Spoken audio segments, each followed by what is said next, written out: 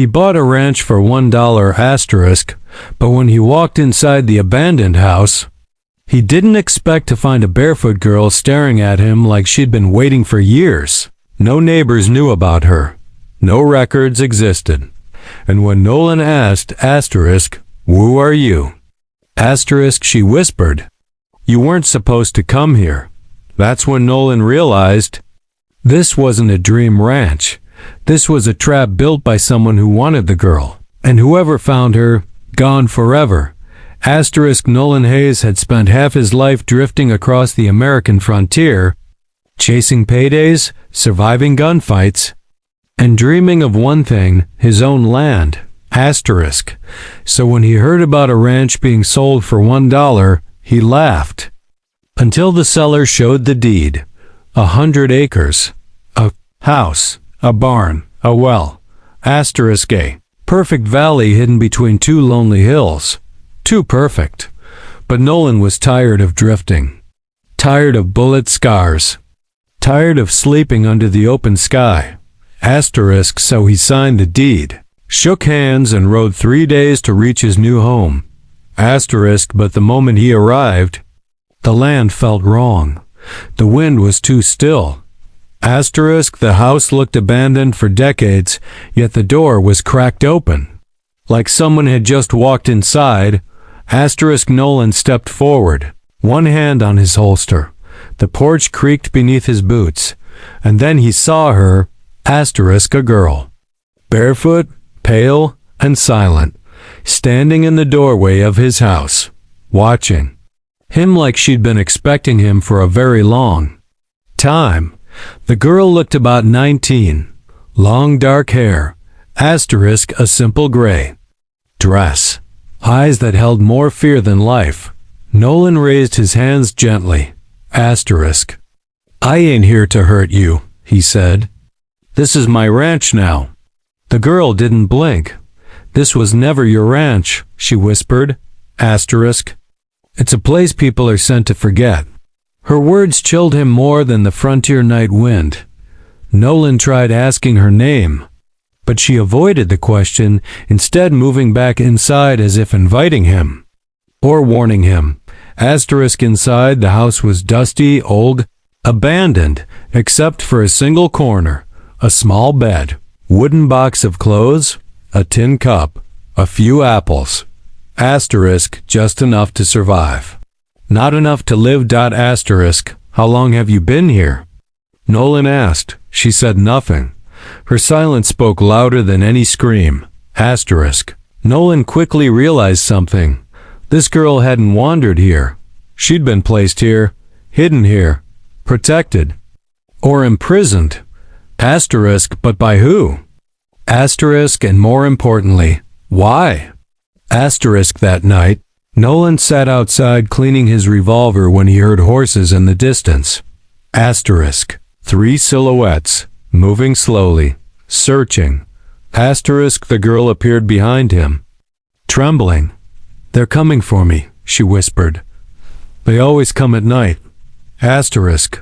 "What did they want?" Nolan asked. Her voice cracked. "To take me back." Before Nolan could ask more, gunshots cracked through the darkness. The riders opened fire, not warning shots. Kill shots. Nolan grabbed the girl and pulled her behind the water trough.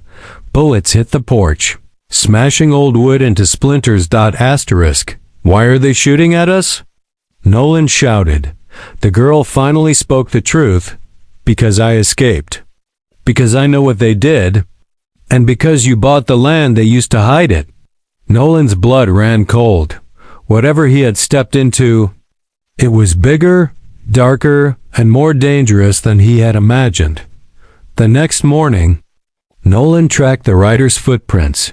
Asterisk, they all led toward an old, collapsed barn. The girl begged him not to go, but Nolan was done being scared. Asterisk inside the barn. Hidden under rotten hay, he found a trapdoor. Under it, a ladder leading underground. A secret room. Asterisk inside the room. Nolan found shackles on the wall, a burned journal, a government seal. and dozens of papers with the same name scratched out again and again. Asterisk, Project Lantern. Asterisk, before Nolan could process it, the girl appeared behind him. Asterisk, that's why the ranch was sold, she said. Asterisk, they needed someone to take the blame if people started asking questions. Asterisk, why you? Nolan asked. She swallowed. Because I survived what the others didn't. Asterisk, as Nolan and the girl climbed out of the barn, the riders returned, this time with 6 men. A gunfight exploded across the ranch.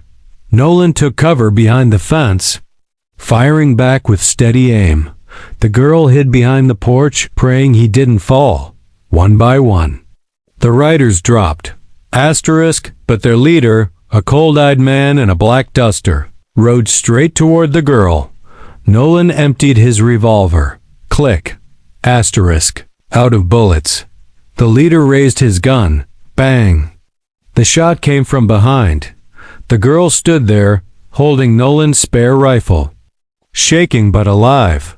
You're not taking me again, she said, when the dust settled. Nolan finally asked, Asterisk, what are you running from? The girl looked at the empty horizon. Not running, she said softly. Asterisk, trying to be free. She explained everything. A secret organization had used the ranch as a hidden testing site. Asterisk. Children were raised in isolation for experiments. Asterisk.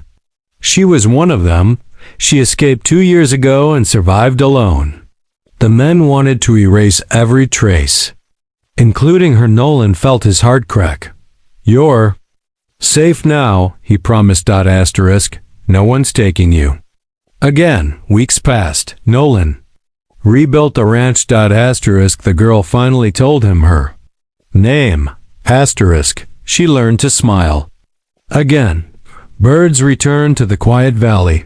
One evening, as the sun dipped behind the hills, she said, Asterisk, you could have left. Why did you stay? Nolan looked at the home he never had until now. Because sometimes, he said, family isn't something you're born into. Asterisk, sometimes it's something you fight for. Asterisk, and from that day on, the lonely cowboy and the forgotten girl built a life together. 2 strangers who became family. Asterisk, on a ranch that was never meant to be found.